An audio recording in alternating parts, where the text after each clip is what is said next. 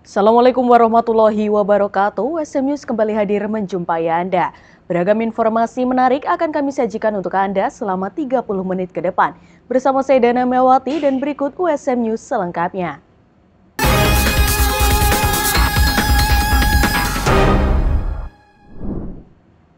Dilaksanakan pada 8 Juli hingga 6 Agustus 2025, LPPM USM berikan pembekalan kepada mahasiswa yang nantinya akan diterjunkan di 4 kecamatan yang ada di Semarang dan Kabupaten Semarang. Seperti tadi yang kita bilang ya, aku semisal nggak bisa datang dari pagi nih gitu.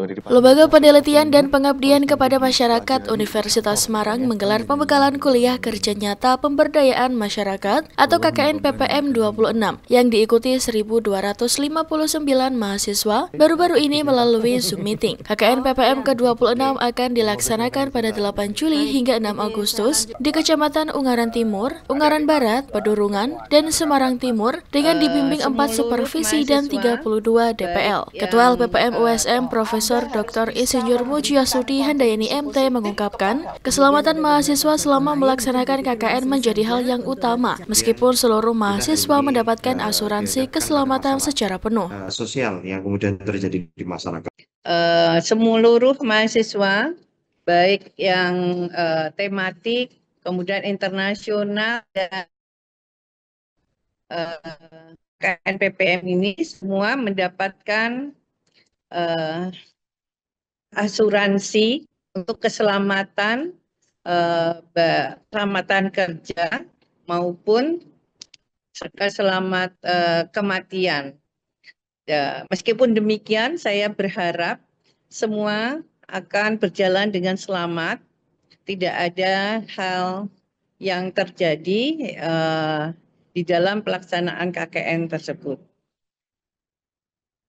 Kami di program peningkatan kesejahteraan sosial.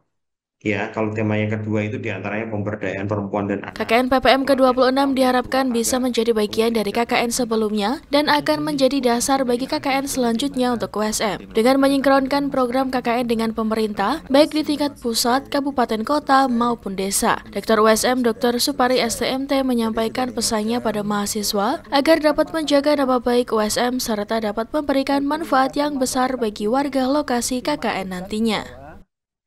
Sewaktu Anda membuat proker itu, adik-adik mahasiswa semuanya, rekan-rekan mahasiswa adalah merupakan agen-agen dan duta-duta kampus seperti yang disampaikan oleh Ketua LPPM tadi. Ya, maka nama baik USM ada di Anda semuanya. Anda semuanya bertugas untuk menjadi duta bagaimana semakin menaikkan citra dan nama baik kampus dan memberikan manfaat yang sebesar-besarnya bagi masyarakat, bagi warga masyarakat di mana lokasi KKN ini akan diselenggarakan. Itu adalah poin-poin yang saya sampaikan pada saat ini. Semoga ini terekam dengan baik dan terimplementasi dengan baik di masyarakat.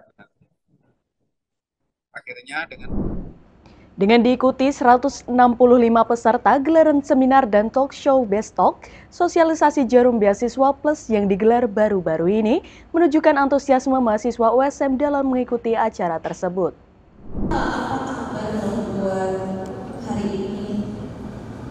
Universitas Semarang menyelenggarakan seminar dan talk show Best Talk sosialisasi Jarum Beasiswa Plus baru-baru ini di Auditorium Insinyur Wijatmoko USM. Beasiswa Jarum merupakan hasil kerjasama antara USM dan Jarum dengan proses seleksi terbuka yang artinya mahasiswa USM akan bersaing dengan mahasiswa perguruan tinggi lain untuk mendapatkan beasiswa tersebut. Dengan proses seleksi yang sepenuhnya akan ada di pihak Jarum, Ketua acara Kevin Awan Santoso berharap dengan diselenggarakannya acara ini dapat transfer ilmu antar angkatan penerima beasiswa Jarum. Kita dapat berkumpul dalam acara ini dengan harapan kedepannya sendiri, saya berharap supaya kedepannya tetap lebih banyak mahasiswa USM yang tertarik untuk menjadi Best One Jarum di generasi-generasi selanjutnya. Dan dengan adanya acara ini, terjadi transfer ilmu dari generasi sebelumnya ke generasi selanjutnya.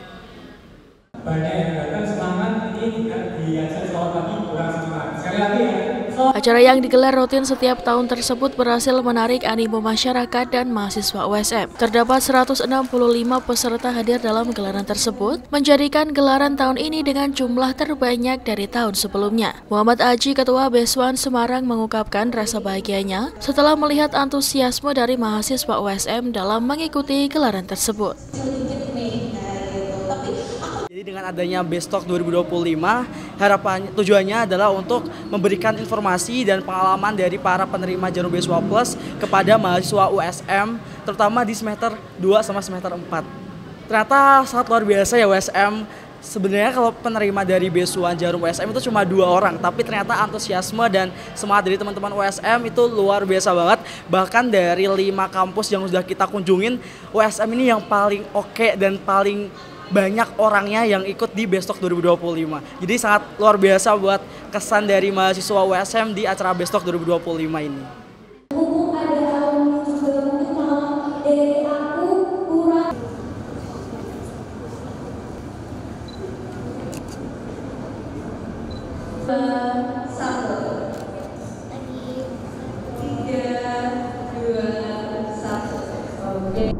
Pemerintah Kota Semarang menetapkan kartu layanan gratis bagi pelajar dan mahasiswa pada 2 Mei 2025. Kartu ini bertujuan untuk memudahkan akses mahasiswa dan pelajar terhadap transportasi umum yang aman, nyaman, dan terjangkau. Selamat sore pemirsa, hari ini saya berada di salah satu halte bus Trans Semarang. Trans Semarang dirancang untuk memudahkan mobilitas masyarakat Semarang dan mengurangi kemacetan. Untuk memaksimalkan hal tersebut, pemerintah Kota Semarang membuat layanan Trans Semarang gratis bagi pelajar dan mahasiswa. Layanan ini bertujuan untuk memudahkan akses mahasiswa dan pelajar terhadap transportasi umum yang aman dan nyaman. Untuk dapat menikmati Trans Semarang gratis, mahasiswa menggunakan kartu khusus untuk naik secara gratis. Kartu ini diperoleh dengan mendaftar di situs web BRT Kota Semarang. Layanan Trans Semarang ini beroperasi melalui beberapa rute utama, termasuk ke kampus universitas dengan pusat kota. Trans Semarang ini beroperasi pukul 6 pagi sampai dengan pukul 6 sore. Dengan adanya layanan ini diharapkan mempunyai dampak signifikan bagi mahasiswa dan pelajar, terutama dalam hal mengurangi biaya transportasi dan memudahkan akses bagi mahasiswa dan pelajar. Sekian dari saya Dian Bagas, terima kasih. Dalam rangka memperingati Hari Lebah Sedunia, Asosiasi Perlebahan Indonesia dan Himpunan Etmologi Indonesia beserta Universitas Padjadjaran selenggarakan seminar nasional. Berikut laporan tim Divia Unpad TV untuk USM TV. Asosiasi Perlebahan Indonesia dan Himpunan Entomologi Indonesia sukses menggelar seminar nasional yang bertema The Role of Beasts and Wasps is Degenerative Agriculture and Health bersama Universitas Padjadjaran pada Senin 19 Mei yang bertempat di Balai Sawala Universitas Padjadjaran. Dengan mengundang 2 pembicara utama yaitu Kepala Badan Gizi Nasional, Insinyur Dadan Hindayana dan Direktur Kesehatan Masyarakat Veteriner Dr. Noryani Zainuddin. Dadan Hindayana mengatakan bahwa lebah memiliki fungsi yang besar di lingkungan, mulai dari menghasilkan produk hingga menjadi penanda adanya lingkungan yang sehat. Lebah ini kan memiliki fungsi yang besar ya di lingkungan.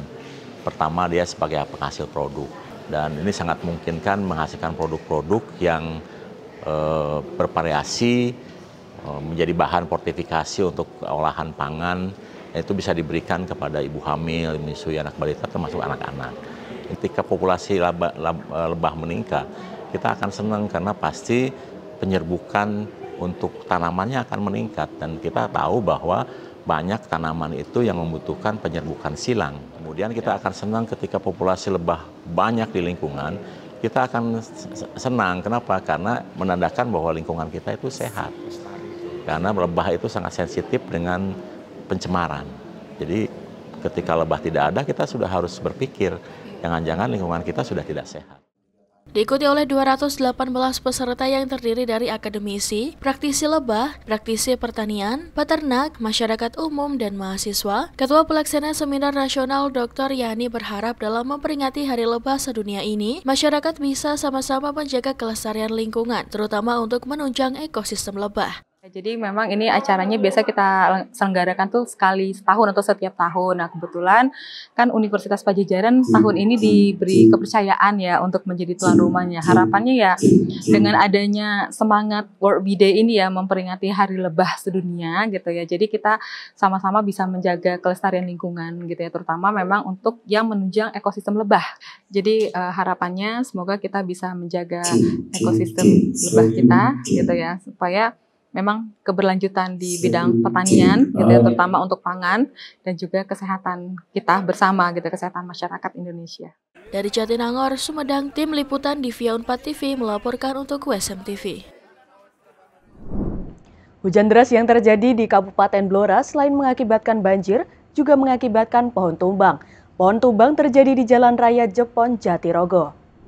Pohon tumbang terjadi di Jalan Jepon Jatirogo, tepatnya di sebelah timur Bung Cino atau makam Tionghoa, sempat mengakibatkan kemacetan. Arus lalu lintas sempat terhambat akibat adanya kejadian pohon tumbang yang melintas di tengah jalan. Tim TRC, BPBD, dan Satpol PP bersama jajaran Polsek Bogorejo dibantu pengguna jalan mengevakuasi pohon tumbang. Tak membutuhkan waktu lama, pohon yang melintas dapat dibersihkan dan arus lalu lintas kembali berjalan. Rata-rata kendaraan yang melintas di jalan tersebut merupakan kendaraan bermuatan berat. Truk-truk besar pengangkut material bebatuan mendomisili padatnya arus lalu lintas. Anggota Polsek Bogorejo Aibda Arif Nirwanto nampak sibuk mengatur arus lalu lintas meski diguyur hujan. Di Kabupaten Blora selain terjadi pohon tumbang, juga beberapa titik terjadi bencana banjir bandang. Beruntung saat kejadian tidak ada korban jiwa lantaran kondisi jalanan yang sepi. Arus lalu lintas ini sudah mulai bisa berjalan ya. Untuk pohon yang tumbang sudah berhasil dievakuasi. Ini tinggal membersihkan sisa-sisa dahan dan ranting. Untuk arus alhamdulillah bisa kembali normal. Namun demikian tetap kita himbau kepada para pengendara agar selalu hati-hati dan waspada karena hujan masih deras dari kawasan Jalan Raya Jepon Jatirogo di sebelah timur Bung Cino. Aibda Arif Nirwanto menghimbau ke seluruh pengguna jalan untuk selalu waspada saat terjadi hujan. Saat ini cuaca di Kabupaten Blora masih belum bisa diprediksi lantaran masih terjadi hujan lebat. Bandara Jenderal Ahmad Yani Semarang resmi kembali berstatus internasional pada 25 April 2025, membuka peluang peningkatan kunjungan wisatawan mancanegara Wisman ke Jawa Tengah. Dinas Pemuda, Olahraga, dan Pariwisata Disporapar Provinsi Jawa Tengah menyebutkan bahwa sebelum COVID-19, bandara ini menjadi pintu masuk sekitar 50.000 wisman tiap tahunnya. Kepala Bidang Pemasaran Pariwisata Disporapar Jawa Tengah, Endro Wicaksa, menyampaikan pihaknya mencatat sebanyak 50.000 wisman masuk melalui Bandara Jenderal Ahmad Yani Semarang. Namun, saat status internasional dihilangkan, akses langsung dari luar negeri langsung terputus. Meski begitu, Endro mengatakan bahwa wisatawan asing tetap datang ke Jawa Tengah melalui jalur darat atau overland seperti Bali, Yogyakarta, hingga Jakarta dengan destinasi utama seperti Candi Borobudur, Karimun Jawa, dan Semarang. Ia juga menuturkan PAD tahun 2024 tercatat sekitar 590.000 kunjungan wisman ke destinasi wisata di Jateng. Dengan kembalinya status internasional, Disporapar Jateng memproyeksikan kunjungan wisman pada 2025 bisa mencapai 650.000 wisatawan. Saat ini beberapa maskapai sedang diproses untuk membuka rute internasional, termasuk AirAsia yang akan melayani Semarang, Kuala Lumpur, dan Semarang, Singapura. Lebih lanjut, Endro juga menyebutkan bahwa peluang juga terbuka untuk rute langsung ke Tiongkok, mengingat tingginya animo wisatawan Tiongkok terutama untuk destinasi seperti Karimun Jawa. Pihaknya juga menargetkan minimal 50.000 wisatawan kembali masuk melalui Bandara Internasional Jenderal Ahmad Yani Semarang pada tahun 2025. Dengan kembalinya status internasional Bandara Jenderal Ahmad Yani Semarang, diharapkan dapat meningkatkan kunjungan wisatawan mancanegara ke Jawa Tengah dan meningkatkan perekonomian daerah. Saya yakin 2025 ini dengan adanya Bandara Ahmad Yani tentunya akan memudahkan orang asing untuk langsung ya, yang direct flight-nya ada, saya yakin akan meningkat lah,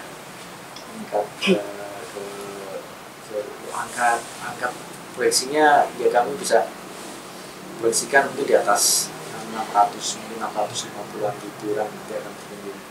Kami belum berani memberikan proyeksi yang progresif karena memang ini mungkin bandara kan masih kita berusaha untuk mendatangkan maskapai yang akan melakukan direct flight ya, masih berproses perizinan dan lain-lain. Semoga nanti paling enggak semoga di semester 2 lah, mungkin di Agustus bisa ada maskapai yang sudah benar-benar apa itu terbang langsung dari flight. Masih diupayakan dan masih berusaha secepatnya. Tapi tetap perizinan teknis dan lain-lain kan ada di mereka ya, sini aja di dan saya yakin akan ada peningkatan yang ya signifikan lah. Hana Nurifa melaporkan dari Kota Semarang. Pemirsa, seniman seni rupa asal Bandung, Kang Mulyana, diundang untuk melakukan pameran tunggal di salah satu galeri seni ternama di kota New York. Karya seni pameran ini laku dibeli oleh warga dan kolektor seni setempat. Berikut laporan VOA New York. Informasi ini sekaligus menutup perjumpaan kita hari ini. Saksikan terus USM News hanya 2SM TV. Saya Dina Miawati dan seluruh kru yang bertugas pamit undur diri. Terima kasih. Wassalamualaikum warahmatullahi wabarakatuh.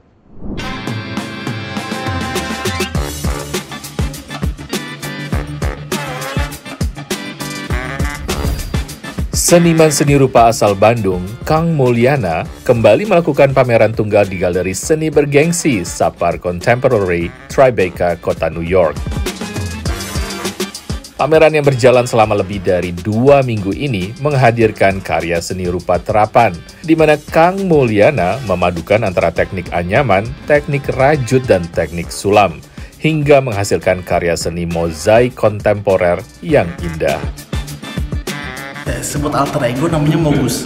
Mogus itu Mogus itu singkatan dari Monster Gurita Sigarantang.